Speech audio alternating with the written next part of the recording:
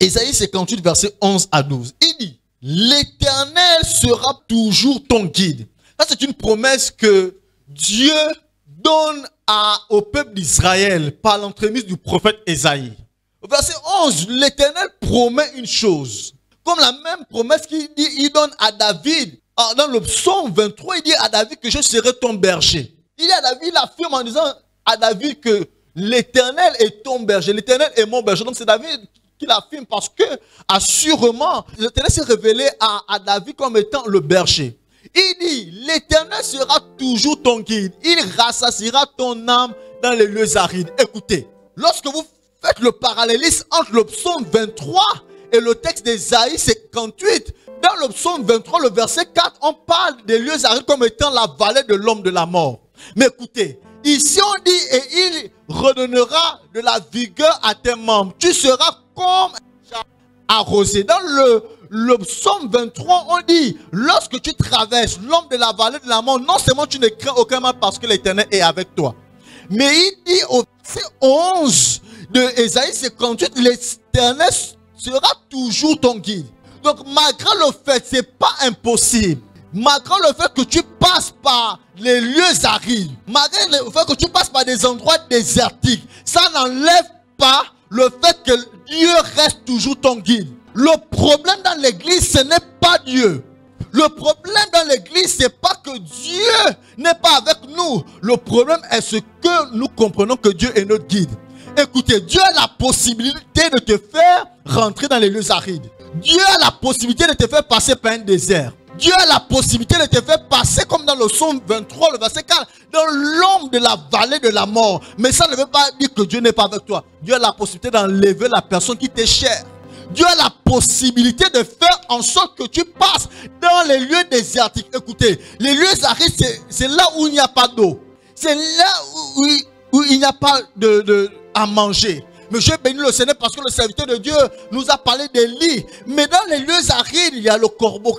Dans les lieux arides, Dieu choisit des choses viles. Les choses dont ta pensée ne peut pas comprendre pour te faire comprendre que l'Éternel est ton guide. Écoutez, si nous ne sommes pas flexibles, si nous ne sommes pas dirigés par le Seigneur, on sera toujours plaintif. On sera toujours des personnes qui ne sachant pas que Dieu aimerait nous conduire quelque part. Écoutez, Dieu a un objectif pour toi et moi. Dieu a un objectif pour l'église d'Hébron.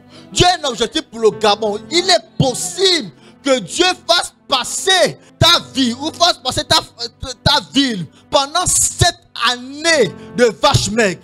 Mais après les 7 années de vaches maigres, il te promet 7 années de vaches grasses. Si tu n'as pas la possibilité de préparer la saison des vaches grâce par l'enseignement, par le fait que tu dois comprendre que le Seigneur est ton guide, lorsque l'année des vaches maigres va arriver, tu vas souffrir. Tu vas fuir l'église. Nous arriverons, on va arriver dans un siècle où on n'aura pas la possibilité de se réunir comme nous sommes là, bien-aimés. Il va arriver un temps où on n'aura pas la possibilité de s'exhorter, de s'écrire. Il va arriver un temps où on n'aura pas la possibilité de communiquer. Mais si tu n'as pas préparé tes années par l'enseignement, si tu n'as pas bâti ta vie dans l'enseignement, dans la prière, lorsque les temps de sécheresse vont arriver, tu vas fuir, tu vas abandonner la foi. Donc Dieu promet, il dit, l'Éternel sera tout ton goût. Il commence par une promesse. Mais dans cette promesse, il dit, il y aura une difficulté. Mais dans cette difficulté, je serai là. Je vais arroser ton jardin. Donc notre responsabilité, c'est de suivre le guide. Écoute, le guide est toujours devant. Le guide n'est jamais derrière. Le guide, c'est à toi de suivre le guide. Lorsqu'on part dans des randonnées ou bien lorsqu'on part dans des visites touristiques, il y a un guide.